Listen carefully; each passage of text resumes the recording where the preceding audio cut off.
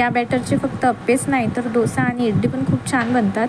तुम्ही एकदा रेसिपी बघा, आवडल्यास नक्की ट्राय करून बघा आणि कसं वाटलं हे मला कमेंट करून सांगा। रेसिपी बघूया।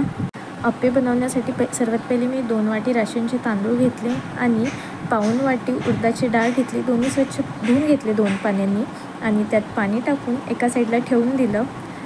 मला नंतर आठवण आली की मी मेथीचे दाणे टाकलेच नाही, तर मी त्यात पुन्हा डाळीमध्ये मेथीचे काही दाणे टाकून दिले आणि याला रात्रभर मुरायला ठेवून दिलं।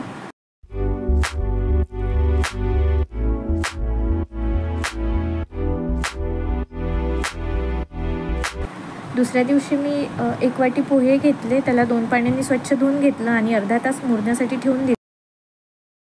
माझे डाळ आणि तांदूळ चांगले मुरले होते, ते चांगले स्वच्छ धुवून घेतले आणि 2 चमचे तांदूळ आणि 1 चमचा डाळ घेऊन त्याला थोडं पाणी टाकून बारीक करून घेतलं।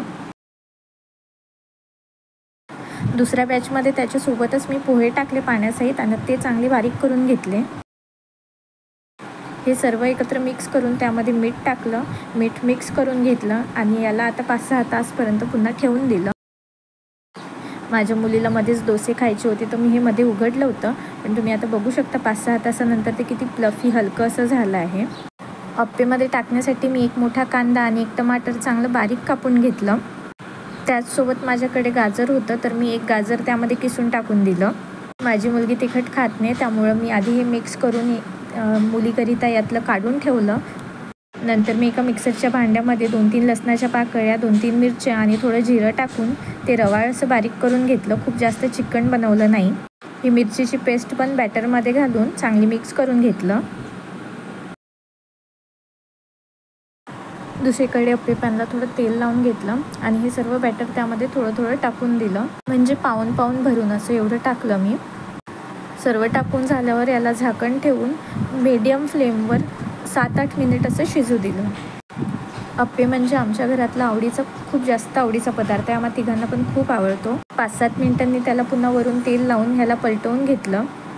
चमच्याच्या साहाय्याने मी सर्व अप्पे पलटवून घेतले आणि पुन्हा झाकण ठेवून दुसऱ्या बाजूने पण 5-7 मिनिट शिजू दिले। तुम्हा लोकांना पण अप्पे इतकेच आवडतात का? कमेंट करून नक्की सांगा। 5-7 मिनिट झाले आहे, अप्पे चांगले शिजले आहे, मी ह्याला काढून घेते। असेच मी 2-3 बॅचमध्ये सर्व अप्पे बनवून घेतले। तर अप्पेसोबत खायला चटणी तर लागणारच ना। एका कढईमध्ये 1 चमचा तेल गरम करून घेतलं, त्यामध्ये 1 चमचा जिरं, 1 कांदा, थोडे लसणाच्या पाकळ्या, थोडी मिरची आणि शेंगदाणे आणि फुटाण्याचा डाळवा टाकून त्याला चांगलं शिजवून घेतलं।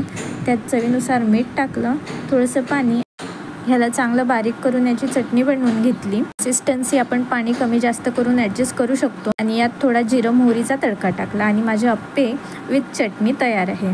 मला रेसिपी कशी वाटली कमेंट करून सांगा। आवडल्यास लाईक आणि सबस्क्राईब करा। धन्यवाद।